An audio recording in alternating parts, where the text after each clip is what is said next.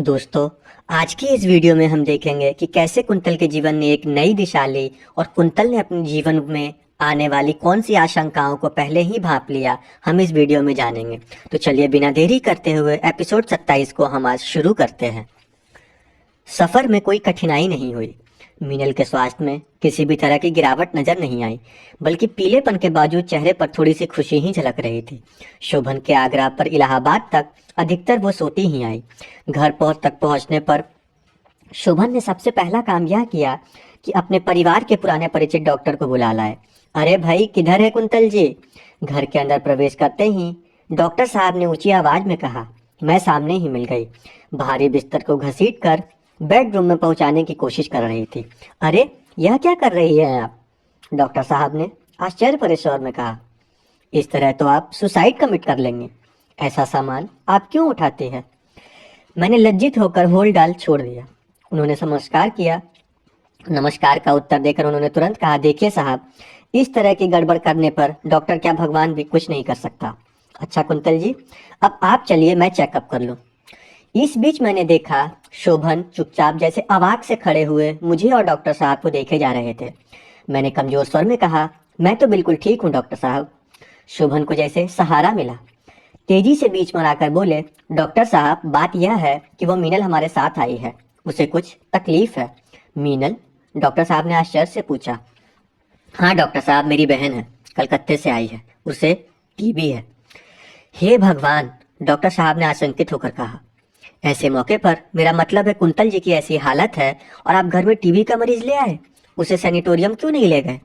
शोभन सफाई नहीं दे पाए। किसी तरह बात काट कर बोले, डॉक्टर साहब, आप जरा देख तो लीजिए, मैं जानता हूँ कि वह आपके ही इलाज से ठीक होगी। डॉक्टर साहब शोभन के पीछे पीछे सीढ़ियों से होकर ऊपर नीले कमरे की ओर चले गए। मैं किसी सीमा तक उपेक्षा से अपमानित वहां खड़ी रही और उसके बाद मैंने जिद में आकर डॉक्टर साहब की बात को भूलकर भारी होल डाल घसीट कर अंदर ले चली। मीनल के लिए ढेर से फल और दवाइयां और शोभन के स्नेह से नीला कमरा भरा भरा रहने लगा। लेकिन वह कमरा जितना ही भरा लग रहा था, उतना ही अधिक मेरा मन खाली था। मैं धीरे धीरे अपने ही संसार से निर्वाचित की जा रही थी। बल्कि शोभन ने मुझे सलाह भी दी थी कि मैं जहां तक हो सके सीढ़ियां न चढ़ूं। इस सलाह के पीछे कारण जो भी रहा हो, इतना अवश्य है कि मेरे मन में एक विद्रोह भर आया था। मुझे लगने लगा था कि यह सलाह केवल शुभकामना के लिए नहीं है, यह सलाह जानबूझकर मुझे नीले कमरे से अलग रखने के लिए दी जा रही है। एक बार मन करता था कि उस नीले कमरे में जाना हमेशा के लिए छोड़ दूं। दूसरी बार मन में यह आता कि मेरा जो अधिकार है उसे मैं बलात् ही अपने हाथ में रख लूं। किसी तरह दीवारों का सहारा लेकर मैं सीढ़ियां चढ़ती और नीले कमरे तक पहुंच जाती। अक्सर मैं देखती थी कि हल्की चादर ओढ़े हुए मीनल पलंग पर लेटी है और शोभन उसके ऊपर झुके हुए उससे बातें कर रहे हैं। मुझे देखकर जरा थोड़ा सा सावधान हो जाते और मुझे सीढ़ियां न चढ़ने की हिदायत देकर फिर बातों में तल्लीन हो जाते। मन बहुत अधिक जलता था। रोए रोए में छोए का शोक कंपन दौड़ पड़ता था। यह ऊपर ना जाने की हिदायत किसके लिए है आखिर? मेरे लिए या मीनल के लिए? क्यों दी जाती है यह हिदायत? मेरे और शोभन के बीच क्या जंगली लतर का पर्दा नहीं खींचती जा रही? ऐसी ही वर्जना के बाद उत्पन्न विद्रोह के सहारे मैं एक दिन नीले कमरे तक सीढ़ियां चढ़कर गई। उतनी देर तक तो अपने आप को साधे रही, लेकिन ऊपर पहुंचते पहुंचते चक्कर आ गया। लगा आंखें बंद नहीं करूंगी तो शायद चक्कर खाकर सीढ़ियों पर गिर जा गिरूंगी। कमरे के अंदर बढ़कर अनुमान से हाथ बढ़ाकर मैंने दीवार थाम ली और तब आंखें खोली। दृष्टि स्पष्ट नहीं था। ऐसा लगता था हर चीज पानी के तैर रही हो। ऐसा लगता था हर चीज पानी के अंदर तैर रही हो। ऐसा लगता था हर चीज पानी के अंदर तैर रही हो। दोस्तों, वीडियो में आई इस अवरोध के लिए मैं क्षमा चाहती हूँ। कहानी को आगे बढ़ाते हैं। ऐसा लगता था हर चीज पानी के अंदर तैर रही हो। शोभन को मेरी उपस्थिति का पता अब चला, लेकिन उस क्षण में शोभन के सावधान होते होते मुझे बहुत कुछ दिखाई दे गया। शोभन और मीनल समान स्थिति में नहीं थे। मेरे कंठ से संभवतः एक दबी हुई चीख निकल गई। शोभन उस स्थिति में पलंग के नीचे उतरे। झपट कर उन्होंने मुझे बाहों में थाम लिया। सिर इस तरह घूम रहा था कि चाह कर भी मैं प्रतिवाद ना कर पाई। सहारा देकर वे मुझे पलंग तक ले गए। मेरे शरीर से पसीना छूट रहा था। शोभन जैसे बहुत सदैव होकर बोले, मैंने तुम्हें मना किया था ना कि तुम सीढ़ी मत चढ़ो, तबीयत खराब हो जाएगी। मुझे अभी भी चक्कर आए जा रहे थे। खुलकर बलात् बोलती हुई बंद आंखों से मैं इतना अवश्य देख लिया कि मीनल एक चादर लपेटे हुए पलंग के दूसरी ओर मुंह किए लेटी है। चादर से किसी शरीर का जितना हिस्सा दिख रहा है, उससे लगता है कि वो बिल्कुल निर्वसना है। उसके उस रूप पर कोई प्रतिक्रिया देने योग्य मेरी मन स्थिति नहीं थी। बेहद चिंता का नाटक करते हुए शोभन ने मेरी गर्दन, बाह और कमर को बार बार छुआ।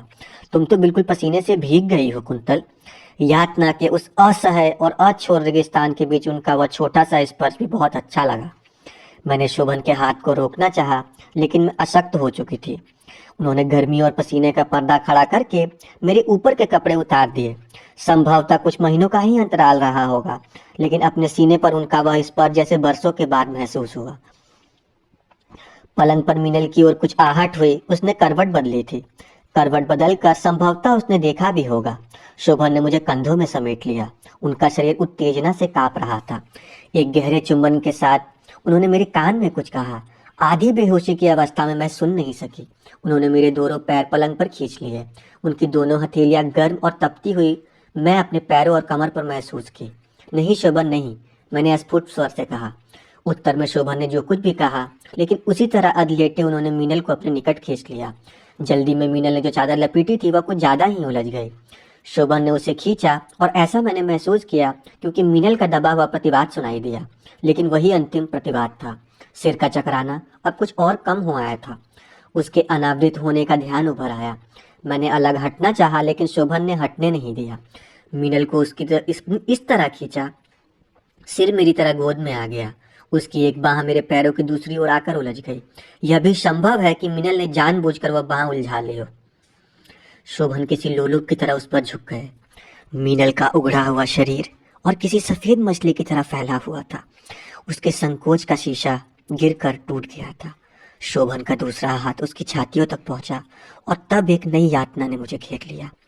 शोभन के चेहरे पर एक उन्माद उतर आया था। उनकी आंखों में विचित्र नशा चढ़ा हुआ था और ऐसा लग रहा था जैसे उनमें से कोई पशु झांक रहा है। मीनल के पोर को उन्मत्त की तरह चूमते हुए उन्होंने मेरी बाहें खींच ली। प्रतिरोध की एक झंझनाहट मेरी शिराओं में भर गई। वह सोन मछली, वह मीनल कौन थी? कौन थी शोभन की? उस रक्त कमल ने पिछले वर्ष राखी बांधी थी शोभन की कलाई पर।